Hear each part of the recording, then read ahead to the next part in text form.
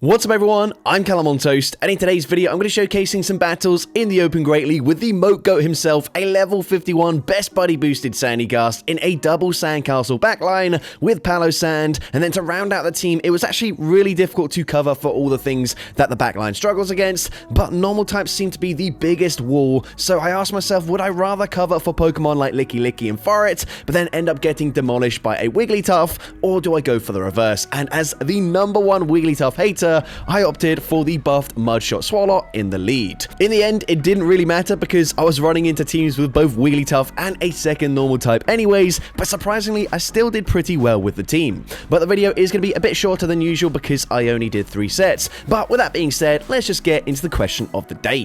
Which Pokemon just always seems to core break any slightly off meta teams that you try to run in the Great League? Let me know in the comment section down below, and with that being said, let's get into the battles now. Let's go into the first battle, leading Swalot into a Galarian Stunfisk. So not the best matchup for me. Of course, my Mudshots are hitting for super effective damage, but they're really not going to add up over time. So eventually, I'm going to bank a Sludge and then swap into Palo Sand. The opponent full sends an Earthquake before coming in with the hardest answer to my backline, a flying and normal type Pokemon. There is nothing I can do here apart from just spam out debuffs with Sand Tomb and hopefully put them into range after a couple of debuffs where an Ice Beam will get the KO. The opponent is going to go for a full farm down. Swalot is very bulky, however, so I'm not going to need to shield the first charge move, and likely I don't need to shield the second either, but I'm going to go for an Ice Beam here. I need the opponent to just let this move go through, but they end up shielding, and that is certainly not ideal. I'm gonna once again not shield here as they go for a Sky Attack. However, this time I'm just going to settle for a Sludge. I mean, they're double debuffed here. Hopefully this does big damage, and honestly that might eventually put them into range where I can Astonish farm them down. Now, will they reach another Sky Attack or even a Shadow Ball before we get the farm down? No, we actually get the perfect farm down. That is huge, but it's not game over yet. They've still got a Sableye in the back. Shadow Ball is going to connect. It does big damage, and the opponent I don't think throws on the best timing there, and that should allow me to just fully Astonish, farm them all the way down, but they live with 1 HP. Have they banked a charge move there? Well, the opponent's going to swap back into Galarian Stunfisk. I go straight for Sand Tomb, and again, the opponent not throwing on the best timing. This is now going to allow me to farm up to back-to-back Sand Tombs here. The first one should grab the final shield, and the second one will KO, so it really just depends. Does Sableye have the charge move already loaded? It is going to be so close here. Sand Tomb gets the KO, and the opponent didn't have the move. I lived the Shadow Claw damage, and I'm able to Astonish, farm them down to take that game. So, GG's opponent there is the next battle. We're going to see Corviknight in the lead, so not the best matchup for me. I'm actually just going to swap out straight away, and unfortunately met with a Pangoro. Now, this also isn't the worst matchup ever, just because they are going to hit for resisted fast pressure with the Karate Chops. Yes, my Astonish damage is resisted. However, it is going to deal decent damage here. We can go for a Sand Tomb. I don't think there's really any point in shielding here. I've debuffed their defense, so at this point we can come in with a Swalot. They don't really have much pressure into Swalot, and now I can just commit to a very aggressive Mudshot farm down. The opponent fires off the Night Slash, but they're just going to bank another charge move before swapping back into Corviknight. And that is quite a smart play there, realizing Night Slash isn't really going to do too much into Swalot, but the fact that I swapped out straight away might imply that I have a double Ghost backline. Either way, we're going to stay in with a Swalot, just force them to full send a payback here, which Swalot's still able to tank, so I'm going to bank the energy. I believe I'm 1 away from a Sludge, and I might be able to get there up against 2 Karate Chop users in the back. Well, I mean, that is, I guess, a slight spoiler because we hadn't seen the Primeape yet, but yes, it's going to be a double fighting backline. The opponent comes in with the Primeape, and of course, they're going to be on Rage Twist. The first one is going to deal the least damage, so I no-shield it, and of course, even though they can boost up their attack stat, I'm still double resisting Karate Chop. I do not have the threat of being farmed down. However, I am going to swap back into Swalot. We were just 1 away. The opponent tries to commit to the farm down, but Swalot just barely hanging on. We get the Astonish farm down, and they might have the Night Slash loaded, but they realize it's game over. They don't bother throwing, and I'm able to take that game. So, GG's opponent there into the next battle. We're going to see a Shadow Kanto Marowak in the lead. So, we're going to throw one Mud Shot and then swap out, just because if they choose to stay in and go straight for a Bone Club, they're going to be forced to throw on alignment. So, I still get the full Astonish through, like I would have done if I swapped out straight away, but I also get the Mud Shot through on my Swalot. Anyways, we're going to farm up to a Shadow Ball bait with a Sand Tomb there, drop their defense. And now I'm going to come back in with the Swalot. Of course, I do have an Astonished Sandygast in the back, and I have just dropped their defense there. However, I would still take big damage from the Astonishes from the Dust Noir. So instead, we come in with the Swalot, tank the first move, Ice Beam gets the KO after debuffing them, and now I swap into my Sandygast. I'm going to shield the first charge move now, just because I don't know what they've got in the back here. And of course, Bone Club is going to do respectable damage, whilst yes, of course, the Mud Slaps did get nerfed. But anyways, we fire off the Sand Tomb. Sand Tomb actually going to be shielded. Now, they must be weak to Sandygast in the back, in which case I'm going to use my final shield, and the opponent has a Bastiodon in the back. So the opponent running two Pokemon that have been nerfed this season. Obviously, they just did not get the memo at all, and they are being punished for it because they come in with a Bastiodon, these Sand Tombs dealing big damage here. Unfortunately, they will actually be able to take out the Sandygast here, but it doesn't really matter. We've also got Mud Shot on the Swalot. They're double debuffed in their defense. I can fully farm them down. Honestly, quite disappointed I didn't go for the triple resisted Sludge BM, but either way, GG's to that opponent there.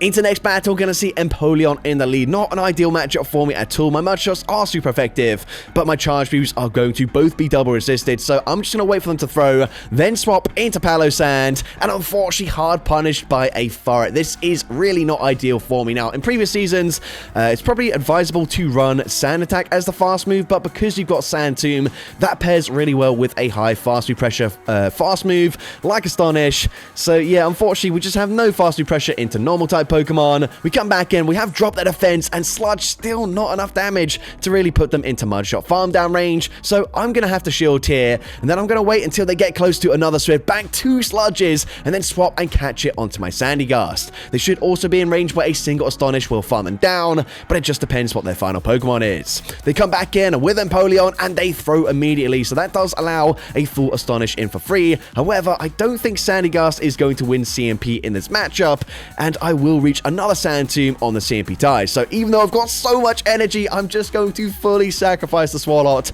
This is probably a huge mistake here. Hydro Cannon gets the KO, and actually, they have Unova and Stunfisk in the back, but I just can't do anything at this health range. Of course, the opponent can just outpace me now to a Mud Bomb. Mud Bomb is going to hit for neutral damage. It will be taking out the Sandygast, and unfortunately, I do lose that game.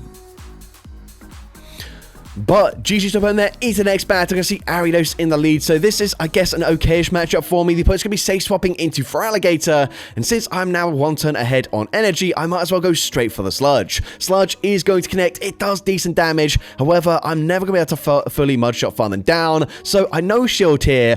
I'm going to fire Sludge number 2. And then I make a bit of a mistake here because I stay in this matchup. I wait for the opponent to throw. I'm actually going to throw on CMP, which of course I lose. However, because they overfarm so much, if I no shield here, they're still going to reach another Hydro Cannon. So you could argue maybe after grabbing the shield with that second Sludge, I should have swapped out straight away. But either way, I'm going to come in with the Palossand, get the full farm down, and the opponent is going to come back in with the Ariados. And because we've got the energy advantage, I can actually reach a Shadow Ball here. And Shadow Ball is going to connect. It does big damage. Doesn't quite get the KO there. They will reach a departing Trailblaze, but I can just safely no shield this, go for the Astonish farm down, and their final Pokemon is going to be Shadow Annihilate, and that is going to be game over. We can go straight for Sand Tomb here. Gonna drop their defense. Now swapping into my Sandygast, and I can just safely shield this. I should live a Rage Fist. However, it's a Shadow Annihilate. I'm not taking any risks. We get the Astonish farm down, and I'm able to take that game. So, GG's opponent there into the next battle. We're going to see Greninja in the lead. So, of course, this is a Pokemon my backline is desperate to avoid. So, happy to see it here. The opponent is going to go straight for a Hydro Cannon, which is going to deal some decent damage. I'm now going to fire for one Mud Shot, go for the Sludge on the good timing there. And the opponent is going to swap out, but they swap into Licky Licky.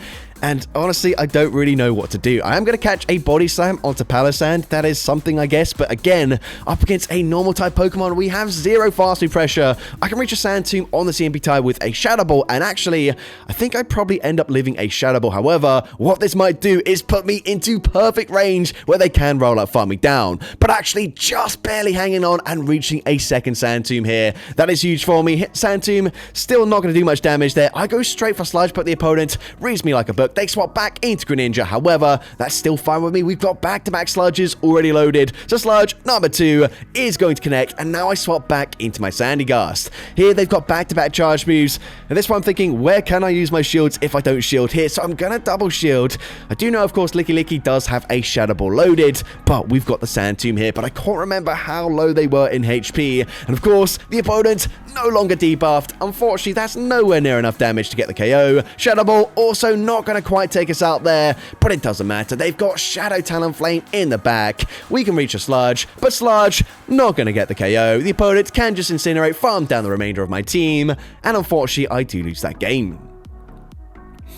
But GG's upon there into the next battle, and I see Shadow Magneton in the lead. So this is actually pretty good for the entire team, even with a Poison type in the lead. Of course, I've got Mudshot, which is double super effective. I swap out. I'm actually able to catch a Discharge. I expected they'd go and full send a Magnet Bomb anyways, but that's fine with me. That is, of course, double resisted. The opponent goes for an Aqua Tail, but that still doesn't quite put me into range where they can Mudshot farm me down. I'm going to bait with a Sand Tomb, and they actually end up calling that, which is not ideal. I felt like a lot of the time the opponent would just no-shield the first charge anyways, so potentially I should have gone for more Shadow Balls, but either way, we go for another Sand Tomb here. Sand Tomb gonna be shielded. Now I can come back in with a Swalot and snipe with a Sludge, and this is resisted, but they're double debuff now. That gets the KO, and let's see what they want to do.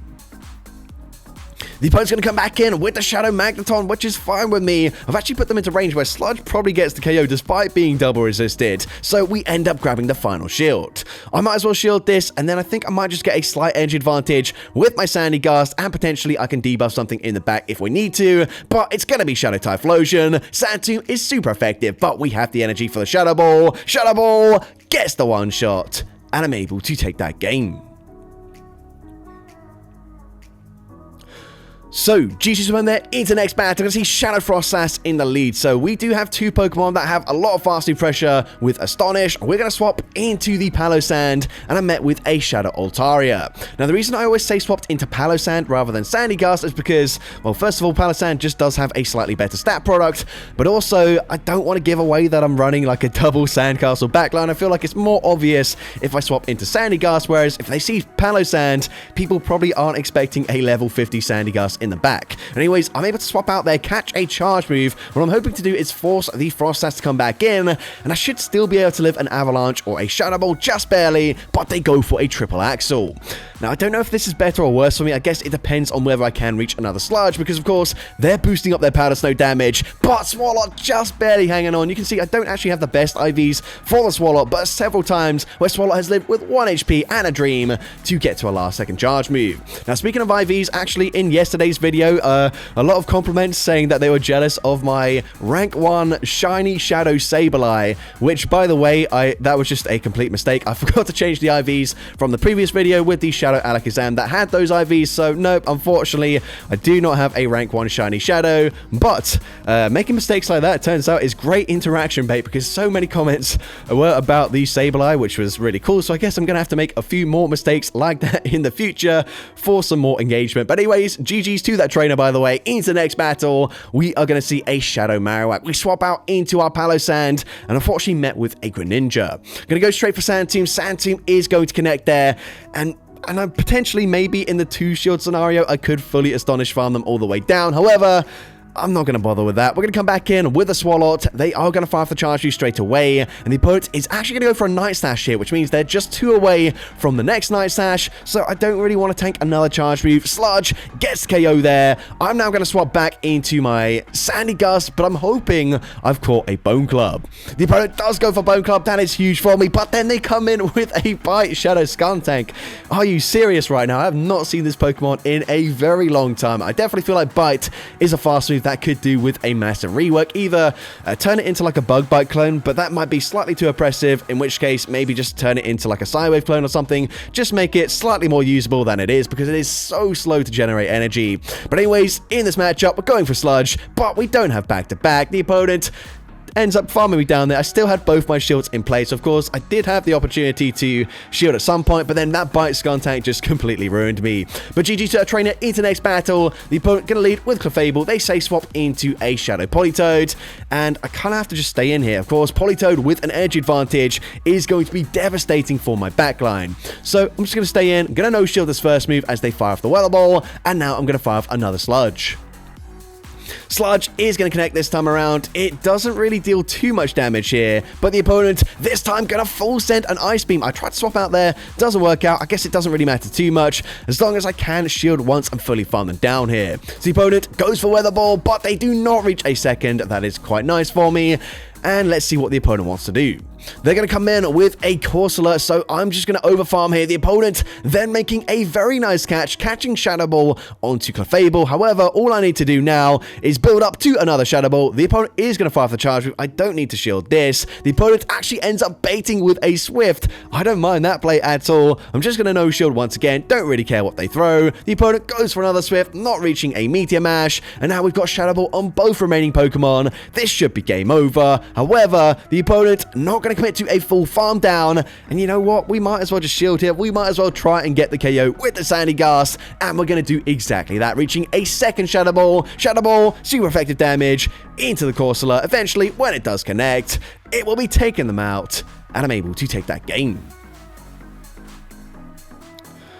So, GG's up on there, into the next battle. Also, I did mention in the intro that this is going to be a shorter video than usual. Actually, it turns out it's basically as long as my other videos anyway, so I guess I was kind of lying about that as well. But either way, we are going to see a Ferret here. That is not ideal for me. The plus side is that I already know the third Pokemon. It's obviously going to be Jellicent. However, it still doesn't mean I can win this game just because I know their team. Of course, my backline really going to struggle up against the Wigglytuff. But I'm also really struggling up against this Ferret right now. Ferret is definitely the hardest Pokemon to deal with for this team. At this point, I am going to fire off the Sludge. I'm hoping they just let this go through. The opponent is going to no-shield, and they do let it go through. I'm now going to swap back into my Palisand here, hoping to bait out the Wigglytuff, which I'm able to do, but this still doesn't really put me in a great position. Obviously, Jellicent has now an energy advantage into my Sandcastle for the backline. We can reach back-to-back Sand Tombs here. I'm never going to grab a shield, unfortunately, but the opponent is going to be forced to throw on CMP, and they lose CMP. So I guess that is something here. We can come back in with a Swalot, and I'm going to throw just before they reach the next charge move. Sludge is going to be coming through. It ends up being no-shielded. They save both shields for the Jellicent, and unfortunately, there's just not much I can do. I should really try and call a Surf here, but honestly, Surf just puts me into range where the Hex farm me down, so I guess there's just no way I can win this game anyways, but we're still fighting. We go for Sand Tomb. Sand Tomb is going to grab the first shield. The opponent at the Shadow Ball. Shadow Ball easily gets the KO there, and we can reach a Sludge, but the opponent still has a shield in play. Sludge, even though they're debuffed, probably doesn't KO anyways either, and the opponent now has the energy for another Surf. So, of course, Surf will be taking out the Swalot, and unfortunately, just not much I could do up against that team, despite the fact that I pretty much knew straight away as soon as we saw the Ferret coming in. But anyways, into next battle, going to pick up another great lead. The opponent swaps into the world's smallest Licky. That is actually quite comically small there. But we go for Sludge. Sludge is going to connect. It doesn't deal too much damage, but looks like I can KO with 3 Sludges. However, the opponent, if they full send Shadow Ball both times, is going to get me very low. Now, I realize I don't necessarily need Switch Advantage because my Palisand and my Sandcastle, at least with shields still in play, have neutral-ish matchups up against the Florges, but it just depends if they have like a second normal type. Either way, we're going to go for the Sludge here. Sludge should be enough damage to get the KO, and then I'm going to swap out straight away. The opponent's going to have a Volt Switch Fortress in the back, and that is really nice for me, as of course, my Sandcastle is going to double resist the fasting pressure, and they also can't really go for Rock Tombs either, because that is also resisted. So the opponent going to fire off the charge move, just a Chilling Water, which I'm able to survive, and the opponent opponent is now going to go for likely a second chilling water. But I'm actually going to shield this, and I'm going to full send a Shadow Ball. I am now double debuffed in my attack stat, so Shadow Ball is going to grab the final shield. The opponent committing to farm down, actually sniping with the fortress. But honestly, that helps me out here because now we can get ahead on energy with the Sandy Ghast. Again, I don't need to shield this at all. Just a Sand Tomb really doesn't deal much damage at all there. Of course, dropping my defense, not going to make a huge difference here as they go for another Sand Tomb. And now I'm going to full send a Shadow Ball. This won't quite get the KO here, but it does put them into range where I can farm them down. And now they come back in with the Florges. I'm going to shield this, and then I'm going to swap back into Swallow, as this will force them to throw some energy, because the opponent, once again, they cannot commit to a full farm down, and again, Swallow able to hang on with 1 HP and a dream, reaching a last second sludge, able to take out the Florges, and I'm able to take that game. So, GG's up on there into the final battle of this video, leading into Medicham. This is going to be a fairly weird matchup just because they're acting for super effective damage with the Psycho Cuts, but Dynamic Punch is resisted. Ice Punch isn't really going to deal that much damage either, so I swap out, but the opponent makes a huge mistake. Of all the things you could be swapping into, this is not the thing you want to come into up against a loaded Palisand. Sand Tomb, double super effective. That was certainly just a misclick. As you're going to see, they have Azumarill in the back. However, I guess it doesn't really matter too much because if they came in with the Azu, then of course I've got Sandy Ghast to sweep the Shadow Magnezone and the Medicham anyways, so the order didn't really matter too much there. But either way, I'm going to no shield. Ice Beam gets the KO. They come back in with the Medicham, and this is absolutely fine with me. We can go straight for Sludge. Sludge is going to put them into range where now I can just come in with a Sandy Ghast, shield once maybe, as they will reach 2 Ice Punches, but then go for a full Astonish farm down. And the opponent does still have 2 shields in play. However, it doesn't really matter, as this is what we can do with a Sand Tomb user. We can just permanently debuff their defense. They have to start shielding at this point. Astonishes are going to add up over time. The opponent committing to the full farm down, but that's going to be game over. We already have a Sludge loaded on the Swallow, so we go for the combo play, wasting no time at all. Sludge is going to connect. It takes out Azumarill, and I'm able to take that game. So that's going to be it for today's video. If you did enjoy it, please make sure you leave a like, leave a comment letting me know, and as well, don't forget to respond to the question of the day if you haven't done so already. And if you want to see more content like this in the future, make sure you hit that subscribe button and turn on post notifications. That way you'll be notified whenever I upload a new video. Now, if you want to take your support to the next level, you can become a channel member with perks including early access to new videos, shoutouts at the end of each video, custom loyalty badges, and custom emojis to use in the comments of every video. I want to say a massive thank you to everyone that has become a channel member already. Your support is greatly appreciated. And with that being said, thank you so much for watching today's video, and I hope you have a great rest of your day.